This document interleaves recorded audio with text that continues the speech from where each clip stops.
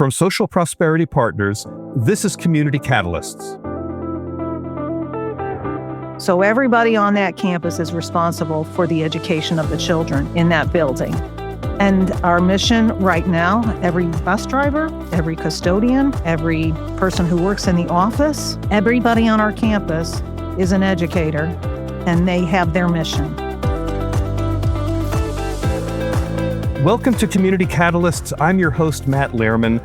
Strong communities don't just happen. They're built by people who care enough to get involved, who show up with openness, a spirit of collaboration, and the integrity to lead with purpose, even when the work is hard.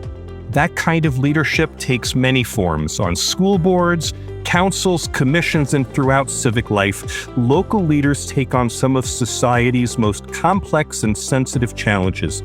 They navigate uncertainty, stretch limited resources, and often contend with division and distrust. Some are elected, some appointed or hired, and many simply step up on their own, but together they form a vital force shaping the future of their communities.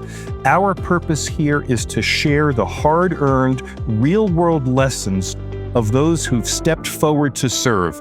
And through these conversations, we hope you'll find insight, perspective, and inspiration for your own journey to leadership. My guest today is Dr. Karen Barber, Superintendent of Santa Rosa County District Schools in Northwest Florida. When she stepped into the role in 2020, the COVID-19 pandemic was already disrupting every aspect of public education. And on top of that, the district was facing a serious financial crisis. It was a compound problem, urgent, high stakes, and without a clear playbook. I've been looking forward to asking how she approached that moment and what helped her lead through uncertainty, and then to reflect on what she's learned throughout a long career about building trust across a large and diverse district. Dr. Karen Barber, welcome to Community Catalysts. Well, thank you, Matt. This is a great opportunity to share and to have a great conversation with you about leadership and public schools and education. And I'm just grateful for the opportunity. And we should tell everyone that you and I just met at the Florida School Boards Association conference. And we had a conversation, and as soon as we started talking, I said, oh, you know what? You've got to come on the podcast. We've got to do this conversation in front of everyone. I'm so grateful to you for accepting my invitation. Well, thank you. I've been looking forward to it. Do I call you Dr. Barber, by the way? You can call me Karen. Well, Karen, if I might, let's start in 2020. You stepped into the superintendent role right after COVID was disrupting everything. And at the same time, the district was facing a pretty serious financial crisis. What do you remember about walking into that moment, and where did you even begin to understand and approach these challenges? Right. Well, I did have the advantage. I had already worked in our school district for 24 years as a teacher, assistant principal, and for 11 years, I served as our director of federal programs. So I wrote the majority of our federal grants, analyzed data, looked at needs of our students and our teachers, and used that to develop programs and resources. So stepping into the role of superintendent, having that much experience behind me and kind of understanding funding from a district level, I had some advantages already. The other thing that I had as an advantage while I was director of federal programs for 11 years, I did a lot of community outreach. When I first became a principal, my job was in a school building. Moving to this new federal programs department, my job was in the community.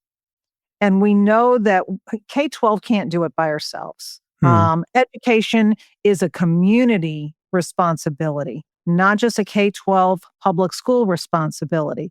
So those relationships that I had with faith-based organizations, with government, with healthcare, with business and industry, all of those organizations really gave us the social capital to be able to not only survive, but to thrive through that pandemic.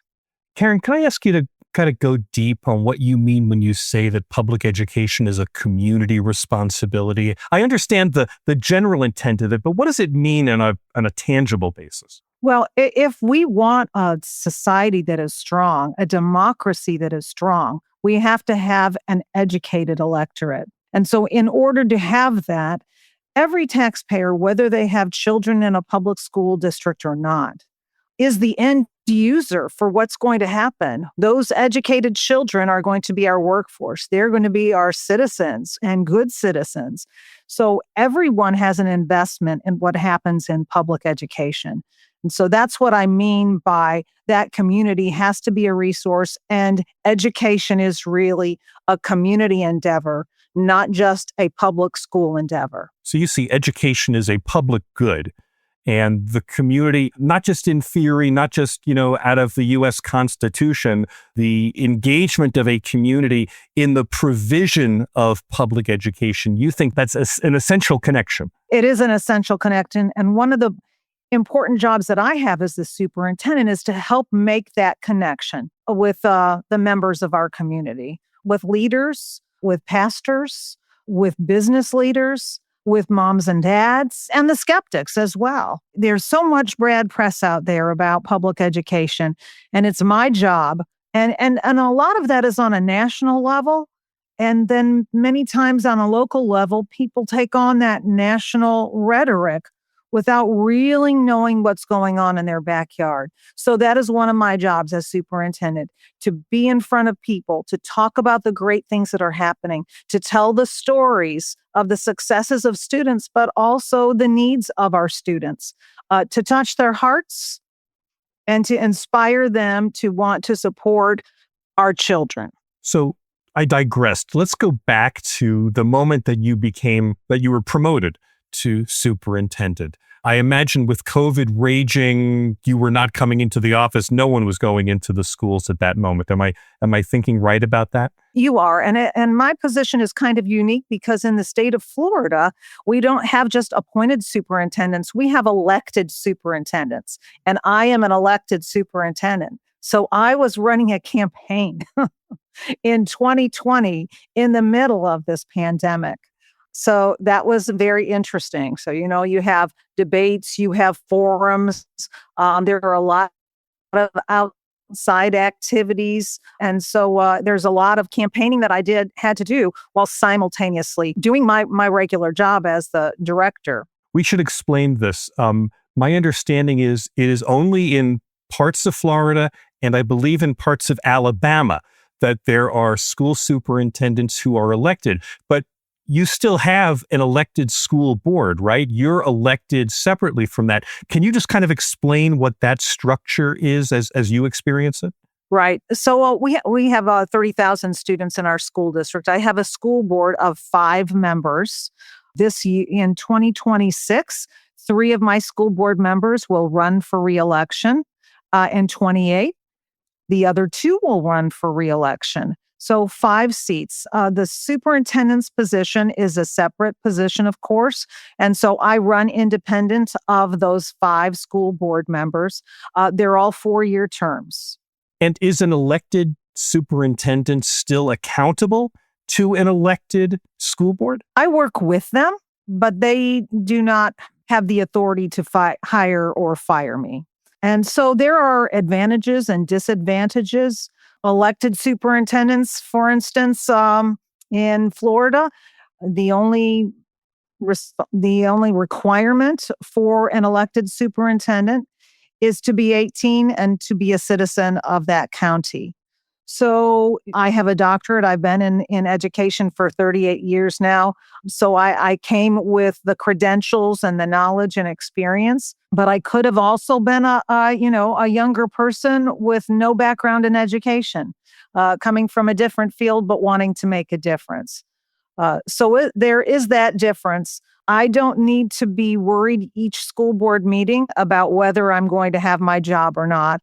And there is some precariousness with appointed superintendents. It really depends on the will of the school board, and that's not the case. I work with the school board, but I answer to the constituents.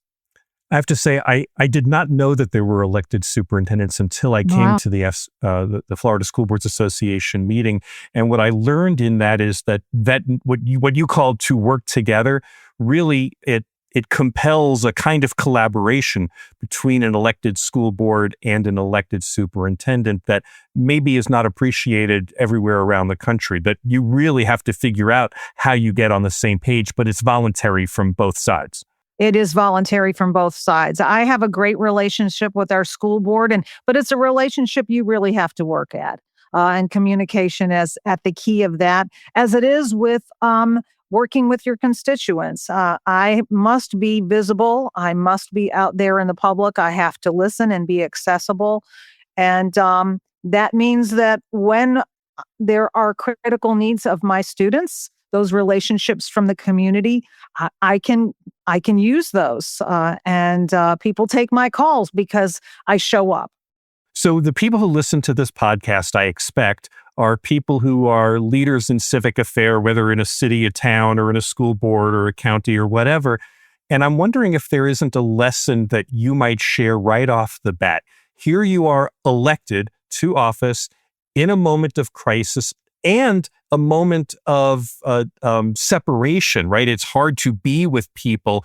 What were some of the first things that you did in order to secure your connection and your position and your authority in the role? Well, I had great relationships with the leaders in our community, but on a different level. And so as I stepped into the role of superintendent, whole new ball game. So one of the first things that I did was to meet one-on-one with every county commissioner. Really wanted to make sure we were on the right page. They understood the vision of the school district, and I understood their vision and how they felt we could work together symbiotically. I met with, of course, Rotary groups and optimist groups, but those county commissioner meetings were really important. Here in Florida, we have school safety officers in every school. And in our county, we contract with our sheriff's department. So having deep relationships and meeting one-on-one with our sheriff's department, again, really essential. And of course, school safety. But during the COVID times, safety really imperative.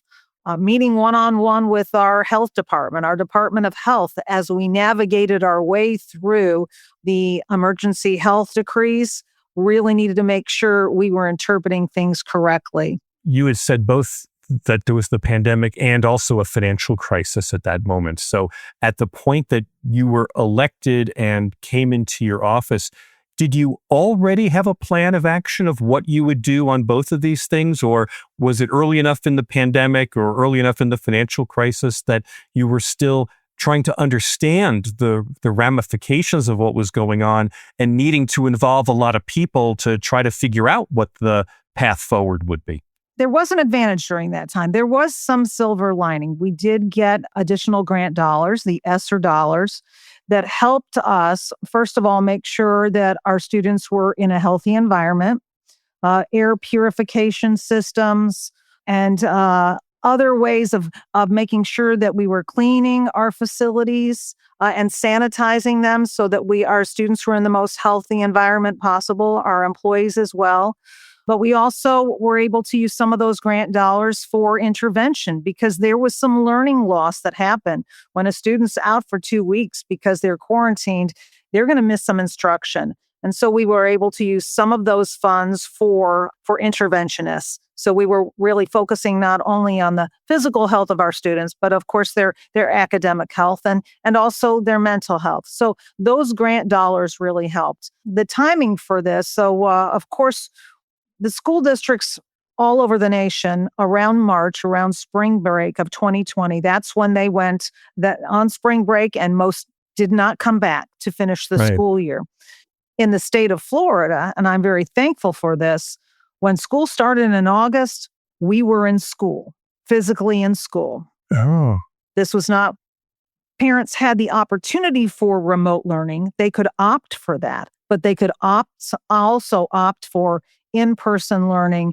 And that was really the option that the majority of our parents chose that year. So I won in the primary, which was in August, and then took the official oath in November. So I had started that school year with that financial situation, which was, less than ideal. Now, having the background in federal programs and finance as well as curriculum, that gave me an advantage as well. But then you work with those that are in your cabinet or in your senior level of leadership and work together. So there were many days we would gather in our conference rooms and project on a large screen. Where can we cut? How can we save money so we will not go into a financial crisis? And that's what we did every day, looking for ways in which what can we renegotiate so that in contracts, so that we can save money and protect the classroom. When a crisis happens like a pandemic or a financial crisis, and many school districts are in that position right now as we speak, teachers shouldn't worry about that. Children should not have to worry about that. So I have a story, and I've told this story over the years with my administrators as we've gone through challenges going all the way back to the pandemic. But I'm the oldest of 6 children. And one of my favorite stories growing up, my parents had a station wagon. And this is back in the day. I'm going to age myself a little, Matt, but back in the day when there weren't a lot of seatbelts in cars, right? Yeah. So my favorite memory, my brothers and sisters and I on Friday night would pile in the back of the station wagon with our pillows and blankets. My parents would drive 30 minutes to my cousin's house. The adults would go in the house and drink coffee and play cards. And us kids would go in the yard and get sweaty and dirty and just have a blast. And at the end of the night, we'd pile back in the station wagon. And before my parents backed out of the driveway, we were asleep. 30 minutes later, we pull in the driveway. My mom turn around and say, "Kids, we're home. Wake up." And I love that memory because I felt so safe. I just felt safe. I knew they'd take care of things. And so what I've told my administrators, what I've told our teachers is that get in the station wagon. Let me drive. Let the cabinet and I worry about finance. Let us worry about making sure that we address these challenges. You love children. You teach children. Get in the station wagon and you are going to be safe. Karen, I'm trying to get my head around maybe it's the emotions of being in that moment. And as you were telling this, I'm thinking you must have been alternating between needing to deal with fear, inspire trust, and assert responsibility. Are those the 3 things that you were thinking about? Or was there another dimension to, in that moment, what you were conscious of what you were dealing with? I don't know if I would call it fear, but there is a heavy burden that comes with leading an organization, and certainly one that has the lives of 30,000 children at stake. It is a burden. I will tell you that my prayer life has really grown because I know how important this work is. And I'm just one person. I may be the leader. I have to rely on people around me. First of all, we have to have the same shared vision if we're really going to do this work well. And we've been very deliberate in establishing what that vision is through some great strategic planning. But I think when you really have, and for us, our mission statement is one that all of our employees know, our community knows, our families know. It's very simple.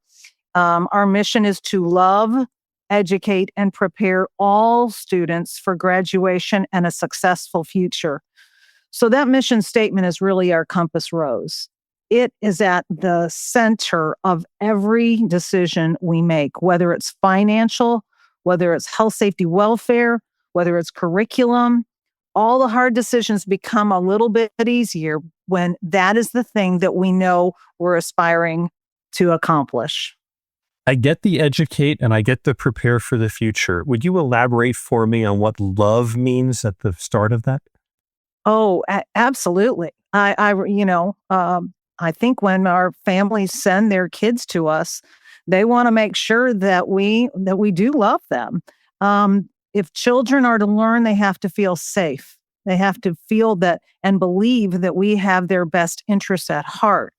And so, if you're loving a child, you want to make sure that they're safe, that they feel valued, that they know you believe in them, that you have high expectations for them, that you hold them accountable, Hmm. and that you absolutely are committed to their success.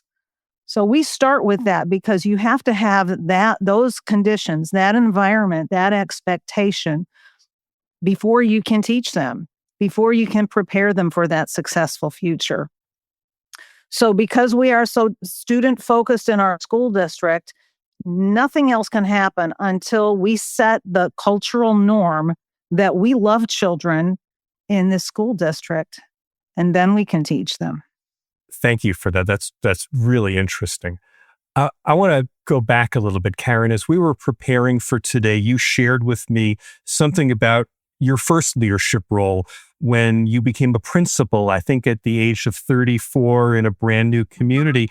And you said that you had an experience that impacted how you lead. I was wondering if I could ask you to share how you approached coming into leadership in that way. What did you do? Well, I was 34 years old at the time, and a single parent, by the way. And so we were moving, my children and I, from one side of the state of Illinois to the other side of the state. Didn't know a soul, not a soul there. And happened to be summertime. And my parents lived a few hours away. And they said, listen, you need to get established here. And so they came and took the kids for a couple of weeks. And during that time, I got to know the custodian extremely well because the two of us textbooks from the lobby to all our classrooms. Got to know my secretary extremely well. So, I mean, it was a quiet time in the school. So I used that time to make appointments with everybody who worked at the school, whether they were teachers, whether they were the accountant, whether they were a teacher assistant, every individual in the school. And I met with them one-on-one for about an hour, and I asked them three questions. The first one was, tell me something that you are most proud of as an educator. What is your superpower? I wanted to know up front what their value was to that school so that I didn't have to discover it a year or two later. I would know immediately up front. And I took copious notes. This is something that they're proud of about their abilities or their approach to doing their work? Yes. What are you most proud of as an educator? Then the second question was, what do you want to tell me about yourself personally? What's important to you that I know about you?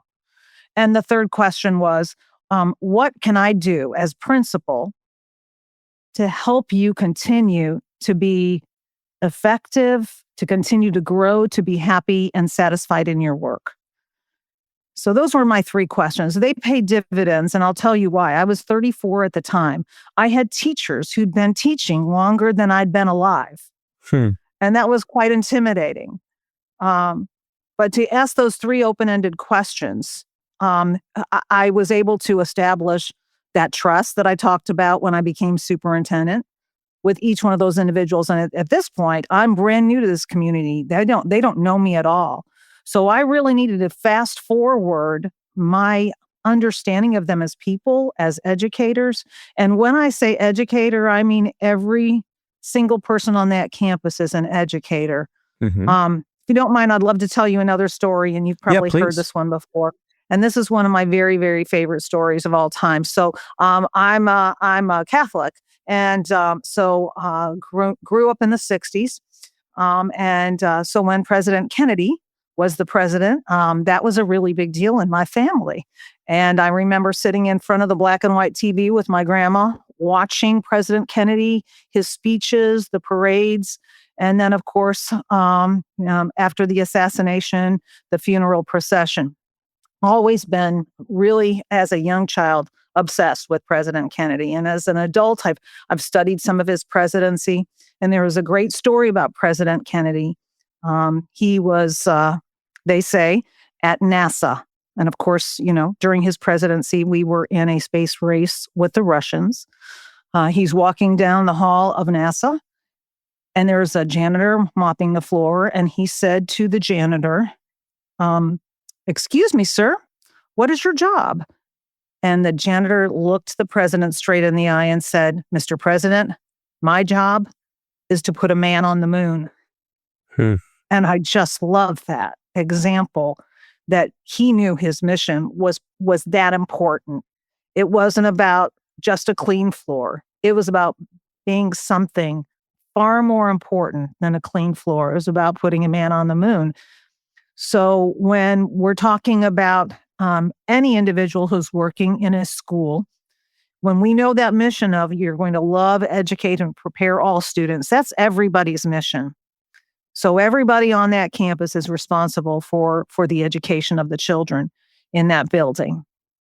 And our mission right now, every bus driver, every custodian, every person who works in the office, everybody on our campus is an educator, and they have their mission. I think this is my last big question because we have to wrap up shortly. But the personal side of leadership, this is really demanding work, especially in school districts where you are dealing with people's children, and you have a precious few number of years where these students will be in your care, in the care of your district, and so time is precious.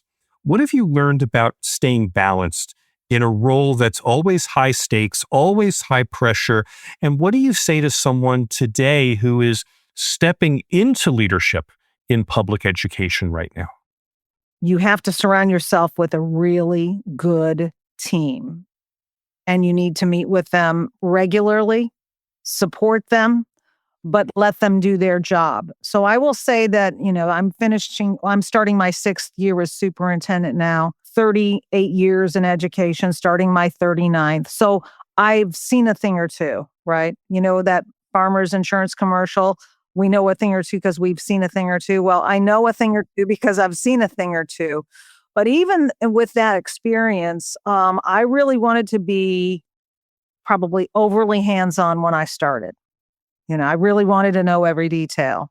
I surrounded myself with great cabinet members who said, you can't do everything. You can't be everywhere. Let us do some of this for you. You need to be the face. You're the decision maker and you're setting the vision, but let us do some of this work. That's our job. So stepping back and letting my senior leadership do their jobs. Of course, as a good leader, you are continuing to delegate and then monitor and check in and make sure that things are on course, but you have to get out of their way and let them do their job. So that's been really important to having balance. And then also, there's a lot of strength in forming relationships with others that have a like job. So other superintendents for me are, that's almost therapeutic. We can commiserate together, we can problem solve, we can share ideas. But that's one of the things I started very soon after I became superintendent, meeting regularly with other superintendents, especially here in the Panhandle. Every quarter we would get together, and we might not solve every problem, but there is comfort in being with other people who understand the challenges that you have. That's important with any leadership position you have, to be able to share your concerns, share ideas, but be supportive of one another. And there's strength from that. I have to go one more step in this. So that's for people who are stepping up into leadership. There are parents, there are other community leaders, there are people who are feeling in this moment under stress, under strain, or exhausted by the division that's gone on in the realm of public education. Do you have any particular advice for them, for the community of support that you've been that you've been successful at building? How do you keep them feeling up? I think, when I came on board in 2020, we had no public information officer, and we used some of our ESSER dollars for that purpose. Part of that was not to just tell our story, but to recruit children back, because so many families were fearful during the pandemic and after the pandemic about sending their children back to a brick and mortar school. So she had a lot of family outreach responsibilities. But there are so many great stories about success in public schools. And usually what makes the headlines are the bad stories, the failures, and those are outliers. We need to be able to tell those success stories. And so that's what we really are about, the business of doing in our school district and our organization, starting with that mission of loving, educating, and preparing all students for graduation and a successful future, and then celebrating how our success is there. But by telling those stories of students and the differences in their lives, but then also saying, we're not perfect. Give us your ideas. So we went through a strategic planning process that took us about 10 months, 30,000 stakeholder surveys, 6 town halls, 34 small group discussions, hundreds of one-on-one interviews with teachers, parents, community members, but especially students, asking the hard questions. What are we doing well? What are we missing? And one of the things that our students told us was that about 25% of them had no connection to school beyond their classes. That was it. And we know that the biggest factor for dropout prevention is really our extracurricular activities. Kids will come to school for sports, for clubs, for chorus, for band, for theater, when they might not otherwise. And so we've expanded our opportunities for students, but we did that through saying, we know we still have room for improvement. So here are the great things we're doing, but how can we improve? I like to say, and I say this all the time, we're happy, but we're not satisfied. How else can we improve the outcomes for students? What else can we do to reach them? How else can we provide hope? Because in public education, we are in the education business, we're in the diploma business, but what we are really in is the hope business. We can bring hope. Dr. Karen Barber, speaking with you, it's been both inspiring and instructive. So I thank you so much for being open to this conversation. Well, I've truly enjoyed it, Matt. Thank you again for the opportunity, and congratulations on an incredible podcast. I've been listening and I've been learning with you. Thanks again to my guest, Dr. Karen Barber, Superintendent of Santa Rosa County District Schools in Northwest Florida. Dr. Barber reminds us that leadership doesn't always begin with bold action. It often starts with thoughtful questions like, what's your superpower? Whether stepping into a crisis or guiding a long-term vision, her story shows how trust, collaboration, and clarity grow from listening first and leading with care. Hey, this show is all about real-world leadership, and we'd love to include your voice in that conversation. So here's a question for you. If you had the chance to sit down one-on-one with every member of your team or community, what 3 questions would you ask? Call me at 602-688-2724 and leave me a message. Your insight just might be featured in a future episode.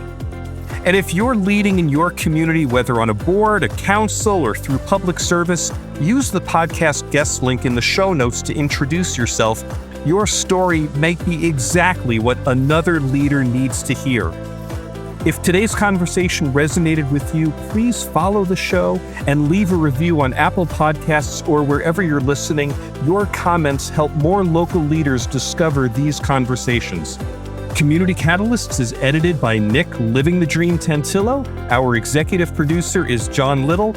I'm Matt Lehrman of Social Prosperity Partners. Thanks for listening. We'll be back soon with another Community Catalyst.